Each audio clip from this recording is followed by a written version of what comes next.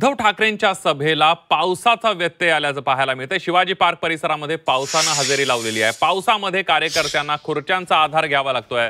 उद्धव ठाकरेंच्या मेळाव्याला सुरुवात झालेली आहे, मात्र पावसाचा व्यत्यय अगोदरच आपण बघत होतो की मुंबईमध्ये पाऊस सुरू आहे आणि आता कार्यकर्ते डोक्यावर खुर्च्या बसायच्या खुर्च्या डोक्यावर पावसापासून संरक्षणासाठी घेताना आपल्याला पाहायला मिळत आहे। आणि मुंबईत ढगाळ वातावरण दिवसभरापासून होतं, काही वेळा पावसाच्या सरी सुद्धा येऊन गेलेल्या होत्या आणि कुठेतरी उद्धव ठाकरेंचा मेळावा शिवाजी पार्कवर होतो। या मेळाव्यावर दसरा मेळाव्यावर पावसाचं सावट असल्याची परिस्थिती होतीच आणि आता मेळाव्याला सुरुवात एकीकडे झाली तर दुसरीकडे पावसाला सुद्धा सुरुवात झाल्याचं आपल्याला पाहायला मिळते आणि त्यामुळे कुठेतरी पावसापासून सुरक्षित राहण्यासाठी कार्यकर्ते ज्या बसायला दिलेल्या खुर्च्या आहेत या कुठेतरी डोक्यावर घेताना आपल्याला पाहायला मिळतात। ही शिवाजी पार्क मधली ही दृश्य आहेत।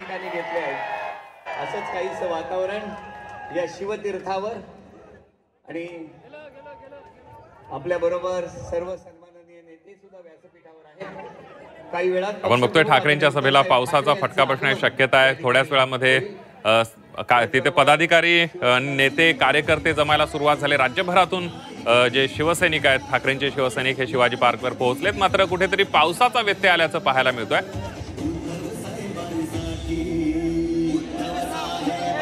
काही कार्यकर्ते मात्र त्याच उत्साहामध्ये आहेत, पावसामध्ये भिजत त्या ठिकाणी उभे असल्याचं पाहायला मिळतंय। कार्यकर्त्यांच्या आपण ठाकरेंच्या शिवसैनिकांच्या काही प्रतिक्रिया आपण मगापासून जाणून घेतल्या, तर त्यांचं म्हणणं आहे पाऊस किती येऊ देत, खाली चिखल किती येऊ देत, उद्धव ठाकरेंचं भाषण उभ्या पावसामध्ये उभं राहून आपण ऐकणार असल्याचा निर्धार या सगळ्या शिवसैनिकांचा आहे। या शिवसेनेच्या महिला कार्यकर्त्या सुद्धा आपल्याला पाहायला मिळतात। उद्धव ठाकरेंचं भाषण ऐकण्यासाठी या सगळ्या महिला कार्यकर्त्या जमलेल्या आहेत। पावसाची रिमझिम सुरू आहे, मात्र तरीही कुठेतरी उत्साह त्यांचा शिगेला पोहोचल्याचं पाहायला मिळत आहे।